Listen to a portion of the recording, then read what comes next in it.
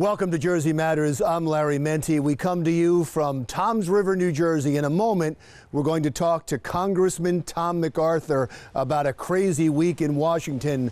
But first, one New Jersey community takes a preemptive strike against the possibility of legalized marijuana by banning it in their town. Also, drilling off the coast of New Jersey is close to being reality.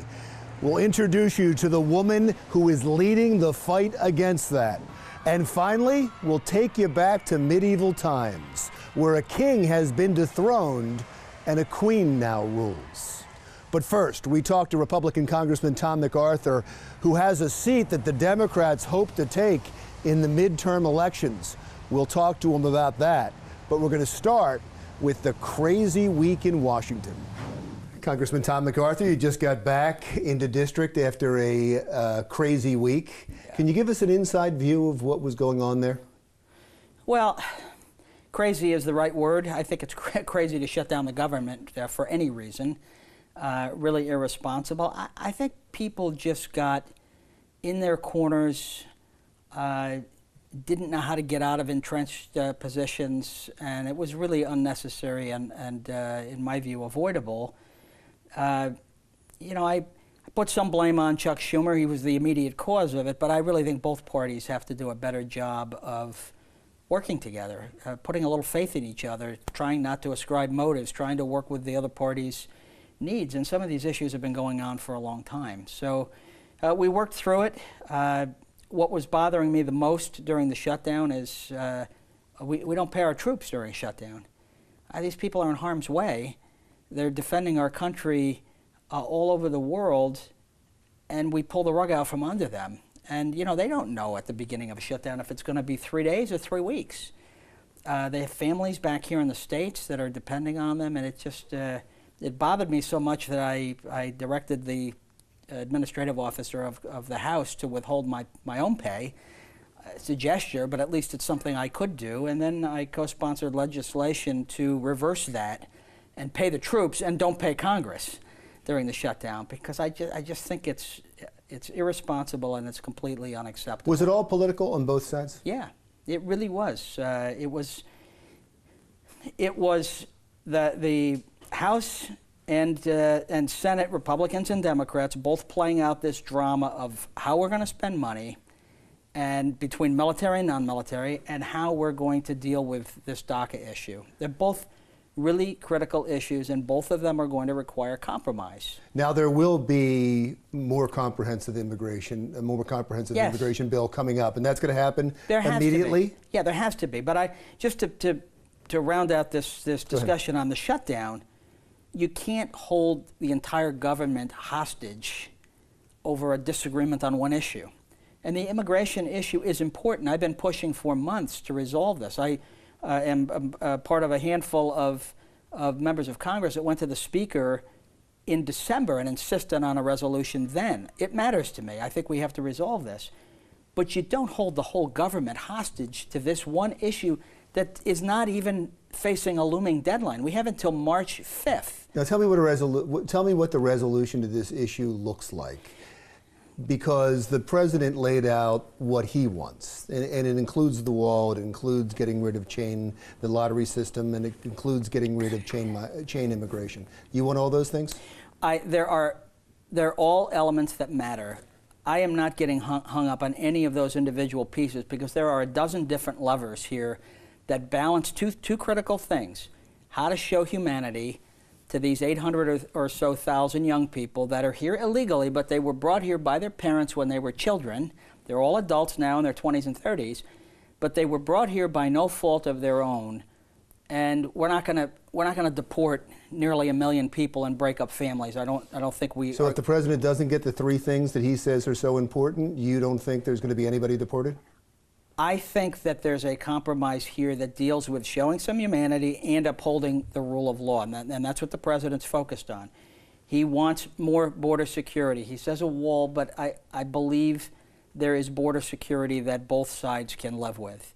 It might be some physical barrier in some places, and they're not really talking about a very long wall, but I think for most of the border, it's a little bit smarter than a physical barrier. It's an electronic wall. It sounds like you're already pulling back from the wall. It's not going to happen? Well, I'm not pulling back from it because it's never been my pushing point. I want border security, and I want humanity to these young people. So that's not important to you? They're both important to me. No, I understand they are. The wall The physical barrier has never been my issue. I think there's different ways to secure our border. I just insist on it being secure, and I'm not hung up on. I certainly don't want to see a Gulf of Mexico to, the Pacific Ocean, a wall of China going across our southern border. I've never thought that made any sense. But are there places that need some sort of physical barrier? Maybe. I just met this week with the new Secretary of Homeland Security, and she told me there's about a 12-mile stretch where it's essential. Okay, she knows better than I do on this issue. I'm happy to have physical barrier where it's necessary, but I don't think we should live or die on one solution only here. That's what got us into this mess in part in the first place. Do you think something's going to get done fairly quickly? Because they want to move on to infrastructure. Well, we only have until February the 8th, and we're back at the same crisis. So, yes, I think we'll reach a compromise. My message to my own party, and I spoke with the speaker just yesterday. It was one of the last things I did before I left town. And I said, let's not overplay our hand and think that we can get whatever we want now and do nothing that the other side wants. That will get us into, in my view, a mess again, and we'll end up snatching defeat out of the jaws of victory. It's time for us to sit down with the Democrats and compromise, that word that nobody seems to like anymore. I'm a businessman. I spent my whole life doing deals, acquiring companies, getting customers. You don't do any of that without compromise. Let's talk about your vote on the Trump tax cut. You were the only Republican in New Jersey to vote for it. You've been criticized for that because there is a belief that it unfairly targets people in states that pay high local and state taxes, like New Jersey. Is there truth to that? Well, there's no question that it's better for states with lower taxes. No question about that.